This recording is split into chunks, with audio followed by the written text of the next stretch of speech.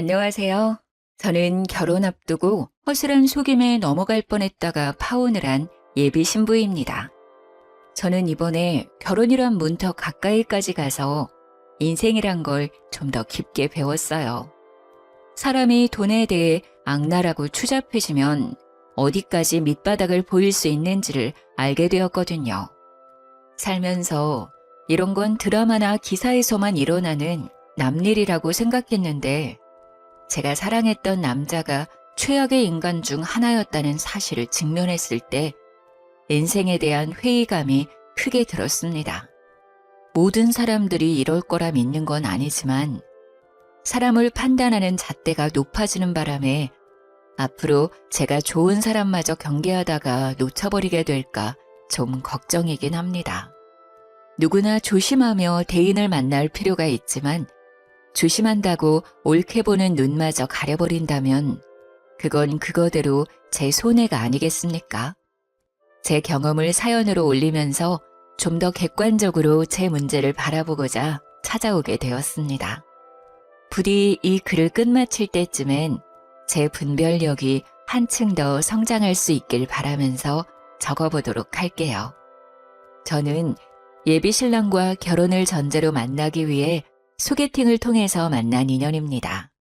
저희는 서로에게 크게 마음이 있어서 만남을 시작했다기보단 각자 생각하는 개념이 비슷해서 자연스레 관계가 이어졌던 것 같아요. 저도 자산 관리에 진심인 편이지만 예비 신랑 쪽도 돈에 대해서 철저한 개념을 갖고 있었거든요. 저는 결혼 대상이 돈만 헤프게 쓰는 사람이 아니면 될 거라고 막연히 생각을 했었는데 예비 신랑을 만나면서 돈을 모으는 개념에도 다양한 케이스가 있을 수 있다는 사실을 깨우친 계기가 되었어요. 저와 예비 신랑은 7개월 정도 연애하면서 서로를 알아갔고 1년 남짓한 시점에서 결혼을 약속했습니다. 저도 예비 신랑도 남녀 관계의 로망은 딱히 갖지 않는 현실적인 사람들이라 우선적인 기준이 사랑이어야 하는 결혼은 아니었습니다. 서로 미래를 바라보는 가치관이 맞는 듯하여 결혼을 마음먹은 게 더 컸다고 보시면 되세요. 저는 사람을 주기적으로 1년 정도 만났다면 그래도 서로에 대해 알 만큼 알았다고 생각을 했습니다. 하지만 역시 30년을 넘게 제가 모르는 환경에서 모르게 자라온 상대방을 다 알기엔 1년이란 시간은 턱없이 부족했다는 걸 알았어요. 당시에 제가 지금보다 어렸으니 생각도 그만큼 어렵기에 일어난 실수였습니다. 우리가 본격적으로 결혼의 결심을 먹었을 때부턴 서로 조금 더 이성적으로 굴었습니다. 저는 비전 없는 사랑에만 치우쳐서 앞날을 그리는 것보다 이렇게 현실적이고 계산적이게 결혼을 하면 더 잘 살 수 있을 거라 생각했습니다. 결혼은 사랑이 아니라 현실이라 했고 서로에 대한 마음은 겨우 6개월밖에 못 간다고 결국 남은 인생은 그저 길을 같이 걸어갈 동료인 거라고 생각했거든요. 그렇게 먼 길을 저 나름대로 잘 내다보고 신랑감을 골랐다고 자부했어요. 그런데도 한 번씩 예비 신랑이 실속만 챙기는 모습을 볼 때면 좀 서운하기도 하더라고요. 자기 14살 어린 남동생 있다고 했지? 혹시 걔 대학 가면 우리가 돈 대줘야 되는 거야? 결혼하면 개인 돈이 없는 거나 마찬가지인데 그때 돼서 우리한테 애라도 생기면? 결혼하면 개인 돈이 왜 없어? 우리 공동생활비 통장 만들기로 했잖아. 그 밖에 경제권은 각자 관리하는 거 아니었어? 당연히 내 동생 등록금은 내가 알아서 해결해야지. 엄마 아빠가 언제까지 자식들 뒷바라지를 해야 되냐? 지금은 이렇게 알아서 한다고 확신하지만 그때 돼서 사정이 달라지면 나한테 손 벌릴 수도 있다는 거잖아. 개인적으로 돈을 쓰다 보면 부부 공동자금에 손대는 일이 생길지도 모르니까 확실하게 하자는 거지. 각서라도 쓰는 게 어때? 불안하면 쓰던가. 근데 그럴 리 없으니까 자기나 회식 좀 줄여. 사람 좋아하면 첫 번째로 제일 많이 잃는 게 돈인 거 몰라? 인맥도 자산이라는 거 아는데 결혼하면 나가는 돈 많아질 테니까 적당히 관리 좀 해. 예비 신랑이 제 본가에 대해서 질문을 할 때면 저도 모르게 퉁명스럽게 답을 해버리더라고요. 그가 무슨 의도로 묻는 건지 알지만 그래도 마음 한구석에 서운한 건 어쩔 수 없는 여자의 감정인가 봐요.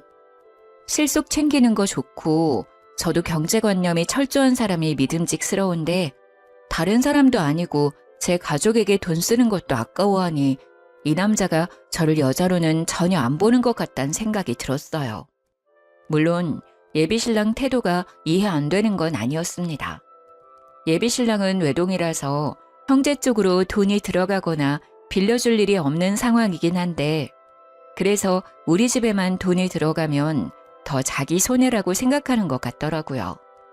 저는 말 그대로 14살이나 어린 남동생이 있어요. 그런데 부모님이 그때까지 남동생에게 경제적 지원을 하기에는 건강에 무리가 갈지 모르잖아요. 해서 제가 부모님을 도와서 생활비를 보태고 있는 상황이었거든요. 그렇다고 제 수입이랑 여건에는 차질이 생길 정도가 아니었기 때문에 저는 괜찮았단 말이죠. 그렇게 집에다가 생활비를 대주더라도 저는 따로 모은 돈이 4억 5천 정도 있었어요. 나가는 돈만 있던 게 아니라 제 나름 목돈을 만들 정도의 수익은 벌고 있었다는 뜻입니다. 그런데 제가 예비신랑에게 서운함을 느낄 수밖에 없었던 건 저희가 결혼 전제로 만나는 거라서 각자 수익은 투명하게 공개를 했었거든요. 저는 제가 집안의 가장이나 다름없어서 나가는 돈이 꽤 되는데도 불구하고 큰 돈을 모았는데 정작 외동인 예비신랑은 시부모가 노후 준비되어 있는 상황이었고 저랑 동갑에 직장 연차도 더 높으면서 겨우 2억 8천 정도를 모은 상태라고 했습니다. 모은 것 자체는 당연히 대단하다, 칭찬을 해줘야 할 부분인 거 알아요. 요즘처럼 물가 높은 마당에 주식이나 투자도 안 하고서 2억 넘게 모으기가 어디 쉽나요? 근데 이렇게 저는 예비신랑 여건을 이해해 주려 노력하는데 예비신랑은 유독 제 가족에게 나가는 돈을 벌써부터 우리 부부 돈이라 생각하면서 아까워하니까 저도 서운하다는 겁니다. 물론 예비신랑이 자기 입으로 직접 내 돈 나가는 게 아깝다고 말을 한 건 아니지만 그런 느낌이 어디 말로만 표출해야 눈에 보이는 건 아니잖아요. 제가 하는 고민은 예비신랑한테서 약간 내가 하면 괜찮고 남이 하면 안 되는 내로남불의 태도가 보인다는 게 불편했다는 거예요. 저는 나가는 돈이 많아도 정말 알뜰하게 관리하는 편이었는데 예비신랑은 수익이 좋은 사람이라 할지라도 그만큼 모이는 돈이 적었어요. 예비신랑이란 사람은 정말 다 좋은데 사람 만나는 걸 좀 즐기는 편이거든요. 예비신랑이 제 가족에게 돈 들어가는 걸 한마디씩 시비 걸 때면 저도 예비신랑의 인맥에 대해서 한 번씩 태클을 걸어줬어요. 근데 그것도 한두 번이지 제 성격상 남일에 크게 간섭하지 않아서 인맥까지는 자기 역량에 맞게 알아서 하라고 내버려두는 편이 더 많았습니다. 제가 목돈에 연연하는 건 아니에요. 돈을 모은다는 것이 쌓이는 결과도 중요하겠지만 저는 개인적으로 돈을 모으는 상대방의 마인드를 책임감과 연관지어서 보거든요. 저랑 예비신랑 둘 다 비전 있는 회사를 다니고 있는 중이었기 때문에 돈이야 착실하게 모으면 금방 쌓이는 것이니 액수가 큰 문제라고 보지 않았어요. 정말 다 좋은데 사람 만나는 곳에선 돈을 아끼지 않는 예비신랑의 마인드가 우리 관계에 대해선 책임감이 없는 것 같아서 그게 좀 신경 쓰였던 겁니다. 결혼 전제로 만나는 거니 어떻게 보면 남들보다 우리 가족이 예비신랑한테 더 중요하고 신경 써야 되는 인맥 아닌가요? 정작 예비 처가한테는 말만 가족이라고 하지 가족이라는 이유만으로 쉽게 돈을 바랄 수 있으니 더 확실하게 선을 만들어야 한다고 했는데 그 발언이 한 번씩 저를 화나게 했어요. 처가댁은 노후 대비 어떻게 할 거야? 두 분 다 집에서 쉬고 계신다면서. 나중에 뭐 우리한테 손 벌리거나 얹혀 살겠다는 둥 그런 건 아니겠지? 뭐? 말을 해도 꼭 그렇게 서운하게 해야 돼? 내가 죽지 않는 이상 생활비를 계속 보내줄 거라서 우리한테 손 벌릴 일은 없는데 자기 말하는 게 좀 그렇다. 우리 엄마 아빠가 어려우면 내 도움 좀 받을 수 있는 거 아니야? 내가 어머님 아버님 형편 어려워졌다는데 내 할 바 아니라고 하면 괜찮겠니? 아니 그런 뜻이 아니잖아.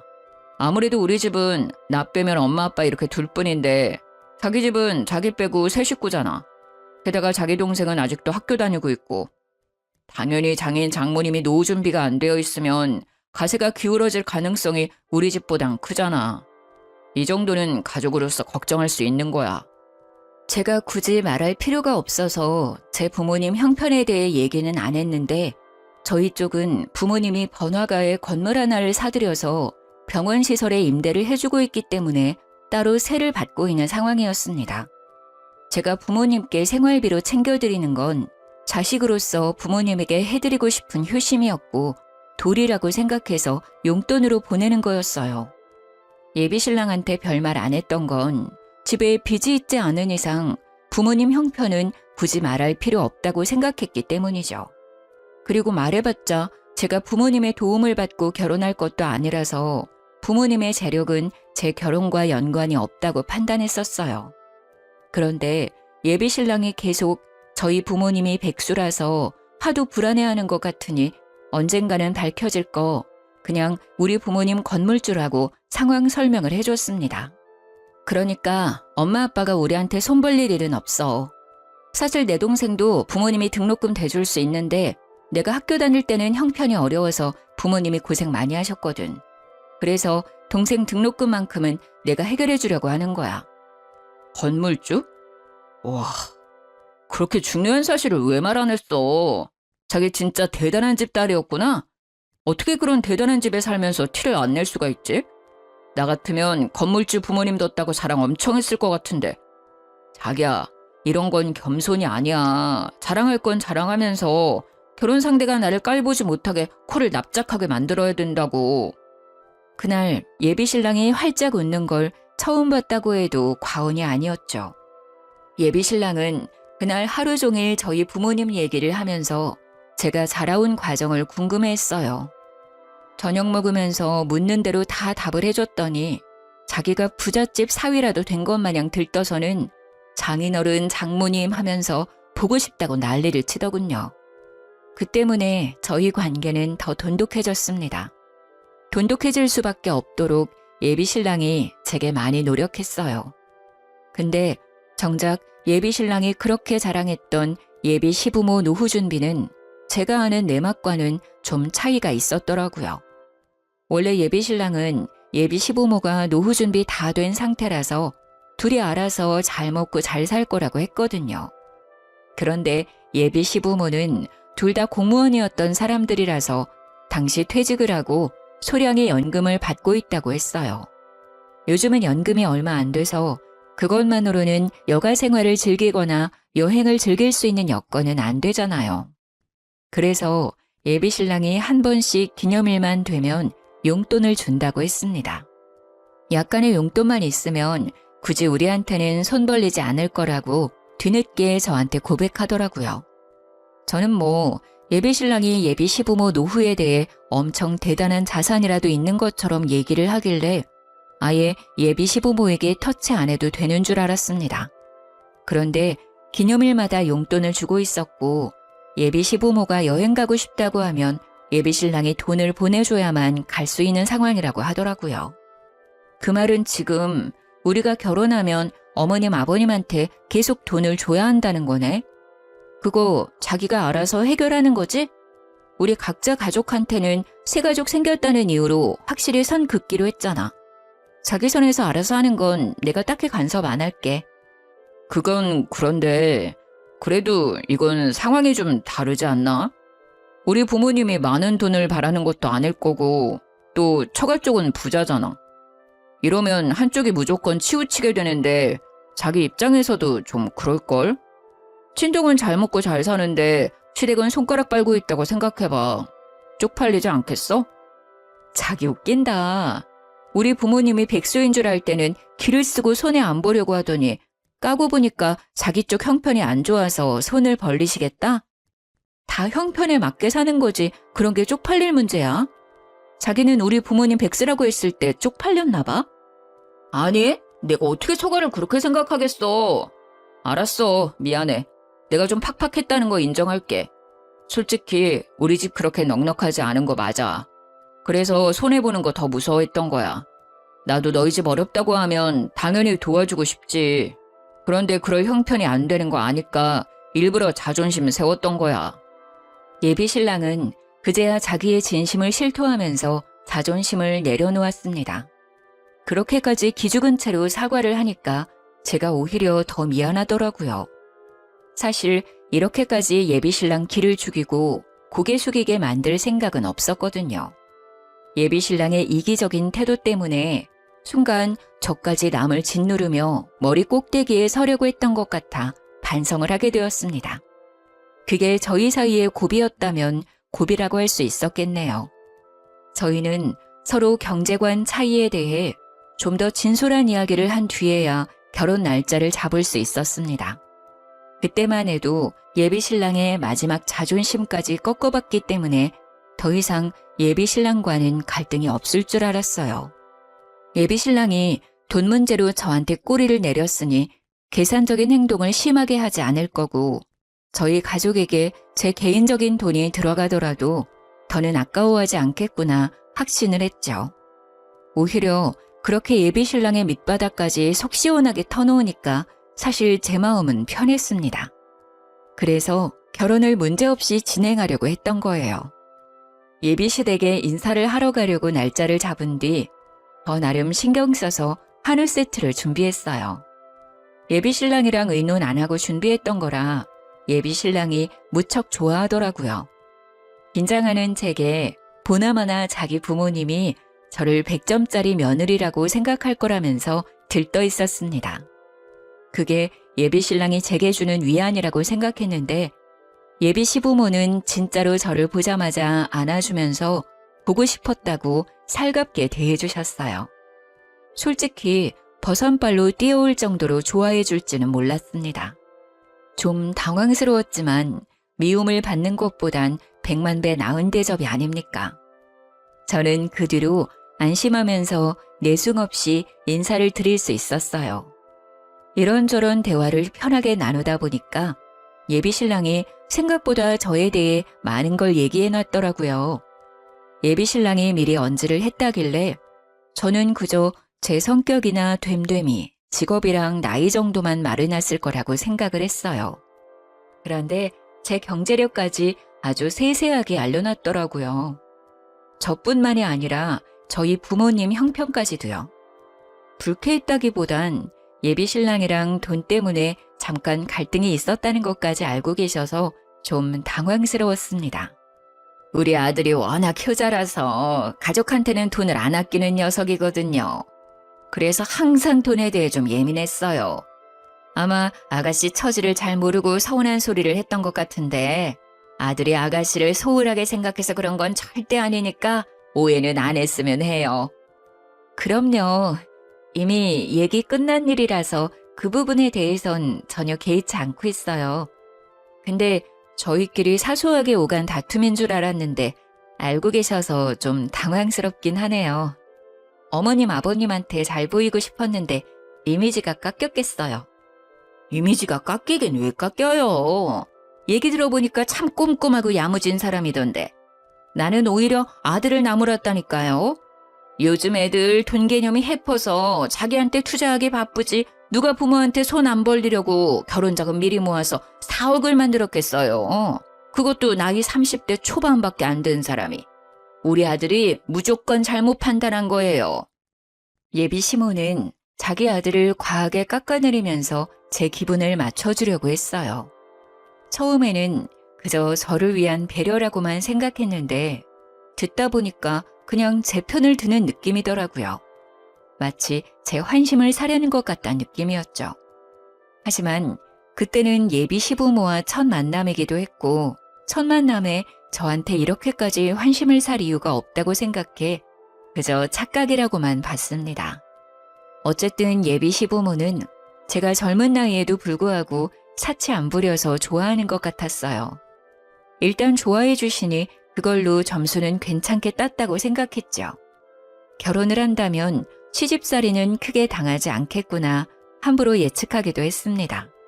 그래서 저도 그 뒤로 예비시댁을 찾을 때면 예비 시부모에게 일찍부터 며느리 노릇을 잘했어요. 이미 저는 그 집에서 며느리 대접을 받고 있기도 했습니다.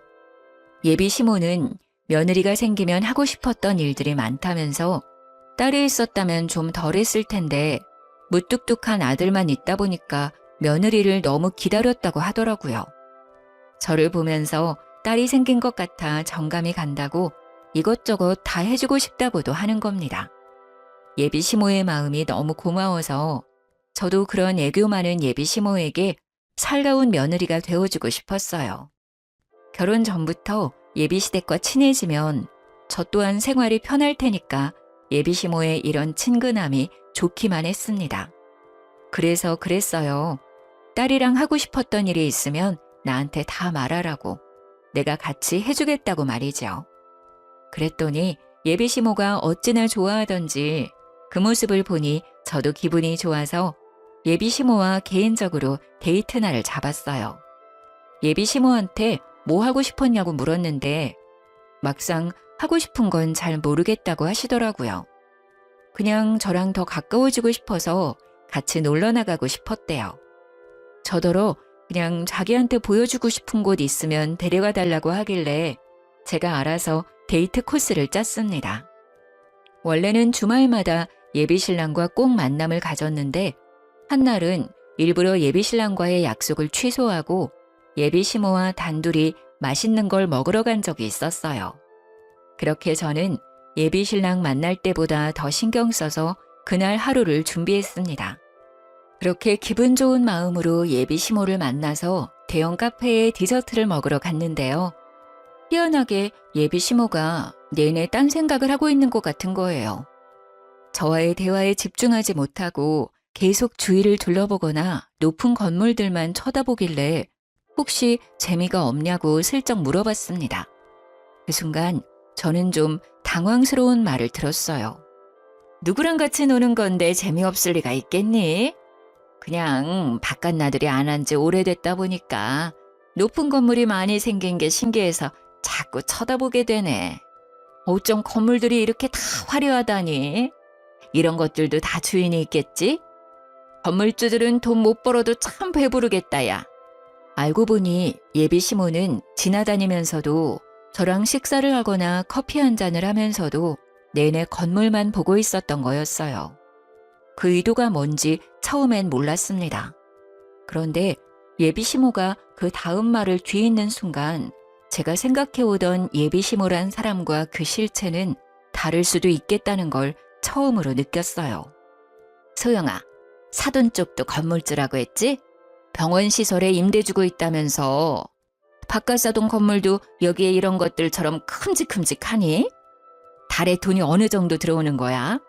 사돈 어른들은 좋은 곳에서 두 발 뻗고 자겠구나. 너무 부럽다. 아, 저도 자세한 건 굳이 여쭤보지 않아서 잘 몰라요. 그래도 건물 있는 거랑 사는 건 별개 문제인 것 같더라고요. 저희 부모님 그냥 평범하게 살고 계세요. 연식 60년 된 아파트에서 살고 있는걸요. 물론 압구정에서 값비싼 아파트이고 80평에 살고 있긴 합니다. 하지만 그 부분은 굳이 말씀드리고 싶지가 않았어요. 저희 집 건물 얘기를 하면서 눈을 반짝거리는 예비 시모가 좀 낯설게 느껴졌거든요. 아이고, 어디 사는 게 뭐가 중요하니? 사돈이 그렇게 알뜰하니까 너도 그 장점을 쏙 빼닮았나 보구나. 사돈이 자식 하나도 너무 잘 키우셨어. 어떻게 노후 대비까지 그렇게 탄탄하게 해놨대? 나도 생각이 좀 트인 사람이었으면 건물 하나 사놨을 텐데. 혹시 사돈 건물이 어떤 건지 나도 좀 구경할 수 있을까? 저는 이때 아차 싶었습니다. 예비 시모가 저랑 놀고 싶어 했던 건 저와 가까워지기 위해서가 아니라 저희 부모님의 건물이 궁금해서였다는 걸 크게 알아챘어요. 그래서 저와 시간을 보내는 내내 건물만 쳐다보기 바빴고 제가 알아서 저희 부모님 건물 앞으로 데려가 주길 기다리고 있었던 것 같았습니다. 순간 당황해서 아무런 대답을 못했어요. 저도 모르게 표정 관리도 못했던 건지 예비 시모가 불편하면 굳이 안 그래도 된다며 한 발자국 양보하더군요.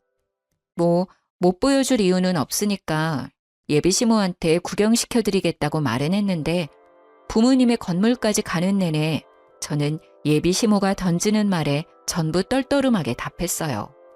애교 많다고만 생각했던 예비 시모의 모습이 그 순간만큼은 무력에 눈이 먼 사람 같아서 정이 살짝 떨어졌거든요. 그렇게 도착한 건물 앞에서 예비 시모는 더욱더 가면을 벗었습니다. 사실을 듣기만 했을 때보다 직접 확인했을 때 더 큰 충격과 희열을 느끼지 않습니까? 예비 시모는 건물 앞에서 박수를 짝짝 치면서 진짜 높고 크다고 병원 시설이 몇 군데 들어있는지, 건물주면 병원에서도 지인 할인 같은 게 있는지, 혹시 건물에 자리 하나 나면 자기 가게 하나 들여주면 안 되는지 말도 안 되는 질문들만 늘어놓았습니다. 제가 대답하기 곤란한 질문이기도 했어요. 그래서 저는 그날 거의 예비 시모에게 거짓말을 했습니다. 병원 건물이라서 개인적인 장사는 안 되고 건물주는 병원 관계자의 직계가족이 아니기 때문에 할인 같은 거 없다고, 그냥 건물을 갖고만 있는 거고 월세만 받는 거라 아무런 혜택이 없다고 말입니다. 물론 몇 개 대답은 얼추 사실이기도 해요. 건물주한테 병원 할인이 왜 들어가겠어요? 설령 된다고 하더라도 직계가족이 아닌 생판 남이 무슨 권리로 할인을 요구하나요? 어쩌면 건물에 자리 하나쯤은 아빠가 선의를 베풀어 한 자리 내어줄 수는 있겠죠. 하지만 공짜는 안 되죠. 저희 부모님도 건물에서 나오는 새로 먹고 사시는 분들인데요. 예비 시모가 바라는 건 지금 남이 차려놓은 밥상에 숟가락 하나 올리겠다는 심산인 거잖아요. 저 그런 사람들 싫어하거든요. 저희 부모님도 노력 없이 바라기만 하는 사람 혐오하고요. 그런데 그 싫은 짓을 예비 시모가 그날따라 주야장천 해대더라는 겁니다.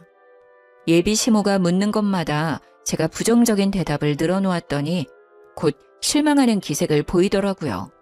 이것도 안 된다 저것도 안 된다 하니까 자기 기대에 못 미쳤는지 한숨을 푹 쉬는 겁니다.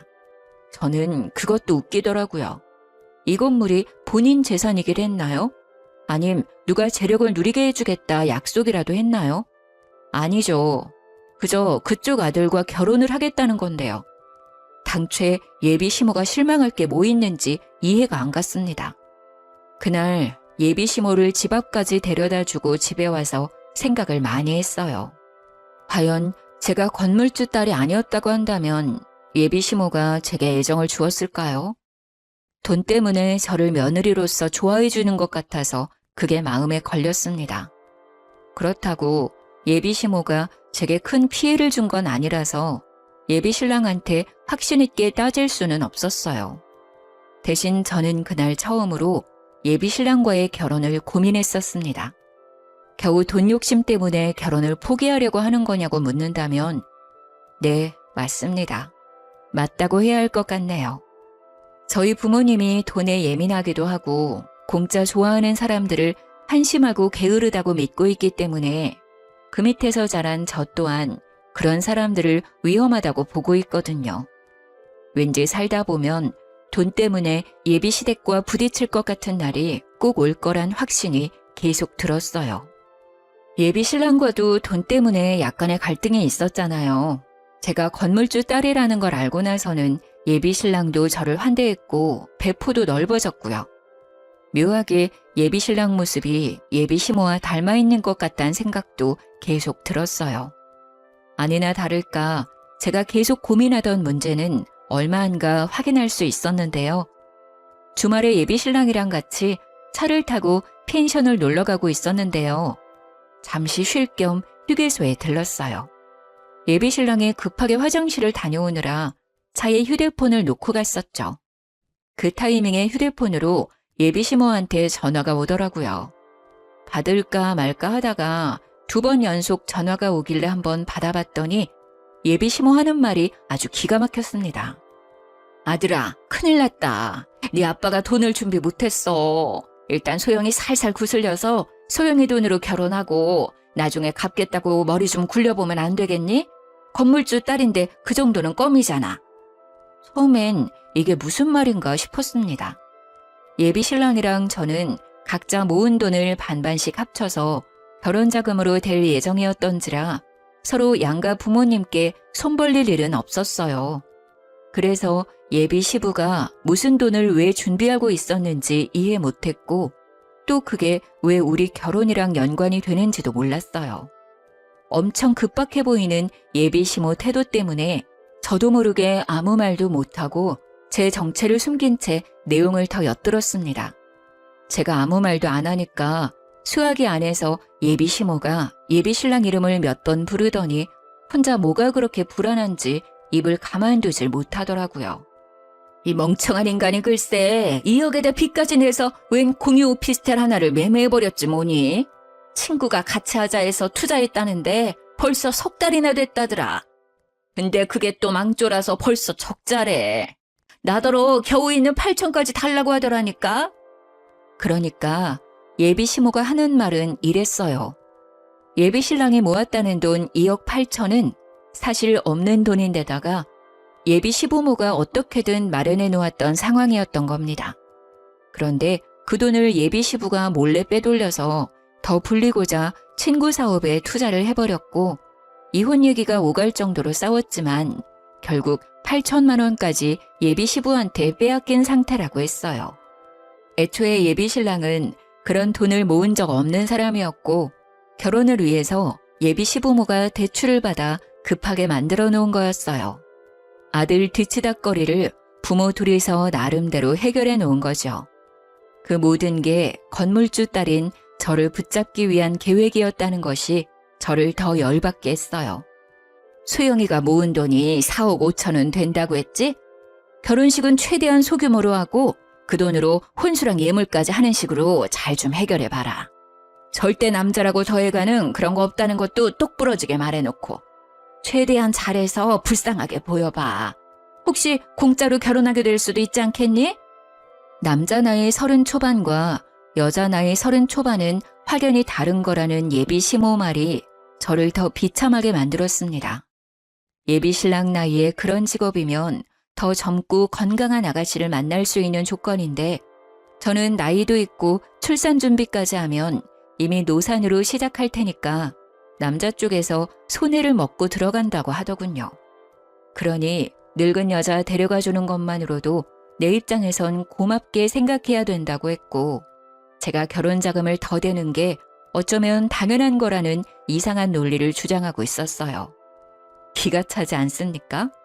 제 앞에선 알랑방귀 뀌면서 어떻게든 제 환심을 사 실체를 숨기기 바쁘더니 제 뒤에서는 예비 신랑이랑 이런 사기 작당을 꾸미고 있었다는 게 웃기잖아요.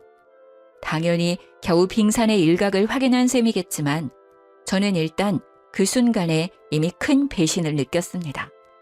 제가 결혼을 고민했던 이유에 확신을 가해준 거나 다름없으니까요. 듣다 보니 예비 신랑이 계산적으로 행동하면서 우리 집에 손해보기 싫다는 식으로 말했던 과거들도 머릿속을 스쳐가더군요. 그렇게 피해보긴 싫어하면서 어쩜 남의 돈은 그리도 쉽게 생각하는 건지 그 부모의 그 자식이지 않습니까? 저희가 그때 당시 이미 내년으로 결혼식장을 예약해 놓은 상태였는데 그 계약금도 예비 신랑이 바빠서 그 돈으로 제가 먼저 예약을 해놓았거든요. 저는 당연히 예비 신랑 바쁘다니까 그런 줄로만 알았죠. 그 식장 예약마저도 예비 시모가 시켜서 일부러 제 돈만 쓰게 했다는 걸 알았습니다. 아들아, 왜 말이 없어? 답답해 죽겠네. 지금은 우리가 급한 상황이니까 소영이 돈밖엔 답이 없다고 알아들었어? 일단 결혼하는 게 중요하단 말이야. 걔가 우리 집 사람으로 들어오면 돈은 안 갚아도 돼. 식구끼리 무슨 돈을 빌리고 갔겠니? 그 부분은 엄마가 알아서 할 테니까 소영이 도망 못 가게 단단히 잡아라. 네, 어머님. 잘 새겨들었습니다. 하마터면 제가 사기 결혼 당할 뻔했는데 손해보기 전에 싹을 자를 수 있어서 다행이네요. 어머님께서 오두방정 떨면서 해주신 경고는 거지 새끼한테 잘 전해놓을게요. 그동안 제 시간 빼앗긴 건 좀 억울하지만 저 놓쳐주셔서 감사드려요. 수아기아는 아주 잠잠했습니다. 자기 때문에 계획이 잘못됐다는 걸 알았는지 식겁했나 보더라고요. 그러거나 말거나 저는 전화를 끊어버렸어요. 예비신랑 폰이 잠겨 있어서 녹음 파일을 전송하지 못한 게 아쉬웠는데 그 문제는 그리 어렵지 않게 해결이 되었습니다. 화장실에서 돌아온 예비신랑에게 휴대폰을 건네주면서 좀 열어달라고 했더니 예비신랑이 껄껄 웃으면서 자기는 몰래 바람 피우는 사람 아니라고 스스로 아주 깨끗한 남자라며 흔쾌히 열어주더라고요. 그래서 저는 제게 통화 녹음을 쉽게 보낼 수 있었어요. 전송이 완료된 후로는 폰을 돌려주고 겉옷을 챙겼습니다. 돈이 없으면 없다고 솔직하게 말하지 그랬어. 내가 자기 가족 먹여 살릴 물주인지 몰랐네. 그동안 부모랑 머리 맞대고 우리 집 등골 빼먹을 작당하고 있었던 거야?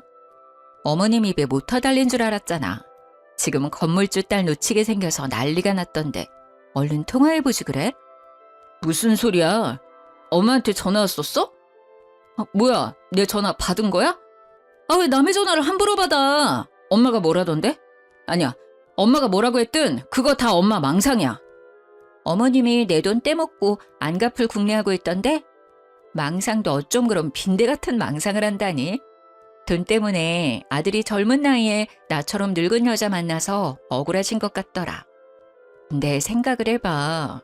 내가 더 엿같지 않겠어? 경제력 좋은 남자랑 결혼할 수 있었는데 너 같은 거지 새끼 만나서 내 돈 다 털릴 뻔했잖아. 얼른 엄마랑 통화하라니까? 우리 지금 파혼하는 거야. 저는 그대로 예비신랑 차에서 내렸습니다. 그리곤 결혼식장 예약한 것이 생각나 문을 닫기 전에 정산을 해줬어요.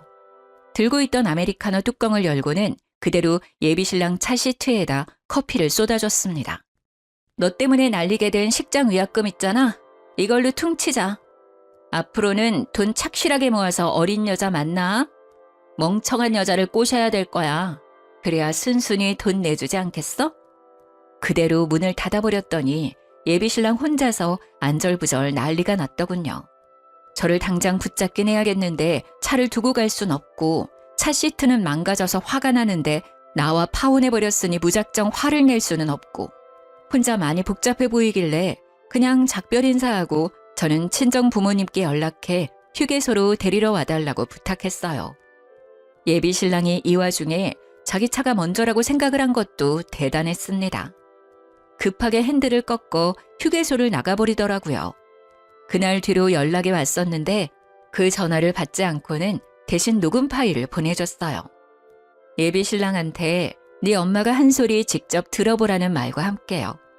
그러니 쪽팔린 줄은 알았는지 연락이 없더라고요. 그래서 저는 우리가 합의하에 파혼을 했다고 생각했습니다. 결혼식장 예약했던 거랑 결혼 인사드렸던 거 말고는 뭐 특별하게 준비했던 것이 없어서 아쉬울 것도 없더라고요. 예비신랑을 잇는 데는 긴 시간이 걸리지 않았어요. 그런데 제가 좀 끈질긴 거머리 집안을 만났었나 봐요. 요가를 배우면서 마음의 안정을 찾은 지 한두 달이 지났을 때였습니다. 한날 요가 학원을 가던 중 부모님한테서 연락이 왔는데 웬 아줌마가 부모님 건물에서 난동을 부리고 있단 연락이었어요. 그러면서 자꾸 나를 부르며 찾는다길래 서둘러 쫓아갔더니 세상에나 그 아줌마가 우리 부모님 앞에서 무릎 꿇고 있는 거 아니겠어요? 다 내 탓이니까 제발 우리 아들만 좀 데려가줘요. 절대 속이려고 그랬던 게 아니에요. 건물주 딸이라니까 나도 모르게 욕심이 나서. 우리 애는 내가 시키는 대로만 했을 뿐이에요. 잘못 없으니까 제발 내 아들 좀 받아주세요, 사돈. 나도 사정을 다 들은 사람입니다. 그쪽에서 자기 아드님 아깝다고 우리 딸 돈 빼먹을 생각하지 않았어요? 그런데도 뻔뻔하게 받아달라 무릎을 꿇어요. 우리가 손해보는 장사인 게 눈에 보이는데 누가 아끼는 자식을 그런 집에 보낸답니까? 이미 우리 딸이 그쪽 아들 버린 걸로 알고 있어요. 남의 직장 와서 행패 부리지 말고 당장 돌아가세요. 큰소리치고 있는 부모님께 급하게 다가갔더니 그 여자가 저를 받고 그때부턴 저를 붙잡으며 생떼를 부렸습니다.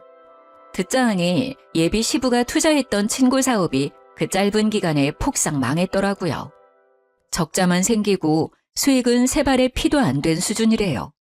친구 사업은 결국 부도를 맞았고 친구 혼자 빚더미에서 도망치는 바람에 예비 시부가 그 빚을 떠안게 되었대요. 그래서 사채에 손 벌리기 전에 우리를 찾아온 듯 했습니다. 너희들 결혼하면 내가 차차 갚을게. 돈만 먼저 좀 빌려주면 안 되겠니? 지난번에 했던 통화는 신경 쓸 거 없다. 내가 나이 먹고 헛소리 짓거린 거야. 내가 너처럼 귀한 딸내미를 어떻게 등쳐먹겠어. 네 돈 떼먹을 생각 없었다. 다 갚을 테니까 제발 돈 좀 빌려주라. 아니, 결혼만 좀 해줘. 지금 이게 될 거라고 생각하세요? 더 추한 꼴 당하기 전에 그만하세요. 딱 봐도 문제 있는 집에 누가 희생정신으로 시집을 가겠어요. 요즘은 어린데 건물주 딸인 아가씨들도 많아요. 땅 건물 전전하면서 멍청한 아가씨들 한번 찾아보던가요. 저는 똑똑해서 더는 그 집에 기회 주고 싶은 생각 없거든요. 하필 성형외과가 많았던 우리 건물 주위에는 유독 젊은 사람들이 많았습니다. 그 사람들이 휴대폰으로 예비 시모를 찍고 있었는데 예비 시모는 그걸 뒤늦게 깨달았는지 순식간에 얼굴이 벌개지더라고요. 그럼에도 불구하고 돈이 정말 급하긴 했는지 계속 물고 늘어졌습니다. 아드님 직장 좋으시잖아요. 대출 몇 개 땡겨 받으세요. 결혼시켜서 차차 갚을 생각 마시고 은행이랑 부지런히 얘기를 해봐요. 혹시 알아요? 은행원 아가씨 중에서 건물주 딸이 있을지? 이러고 있을 시간 없어요. 부지런히 발품 팔아야 거지 아들 장가보낼 텐데요.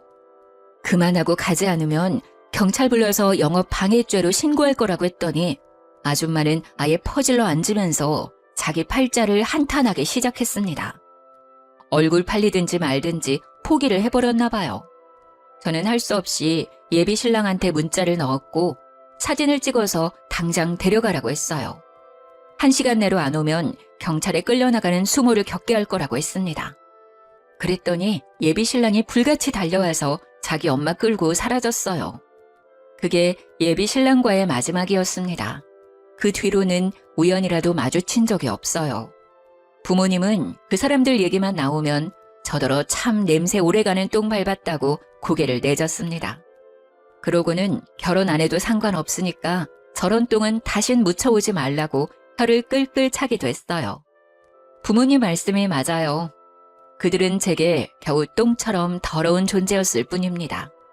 사랑이란 감정이 조금 부족하더라도 실리가 맞으면 부부가 되어 잘 살 수 있을 거라고 생각했는데 이번 기회를 통해서 제 판단이 오만했다는 걸 깨달았어요. 추구하는 가치가 비슷한 것도 중요하지만 사람 됨됨이가 가장 중요하다는 것을 왜 몰랐는지 모르겠네요. 앞으로 결혼 대상뿐만 아니라 사람을 사귈 때도 인품을 유의해서 볼 수 있는 사람이 되도록 노력해야겠습니다. 제 사연 어떠셨나요? 결혼하기 전에 악연을 끊어낼 수 있어 나름 현명했지 않나요? 좀 더 지혜롭게 해결할 수 있는 방법이 있다면 인생 선배분들이 알려주셨으면 좋겠어요. 너절한 이야기였는데 끝까지 들어주신 분들 너무 감사드립니다. 늘 좋은 일만 가득하셔요.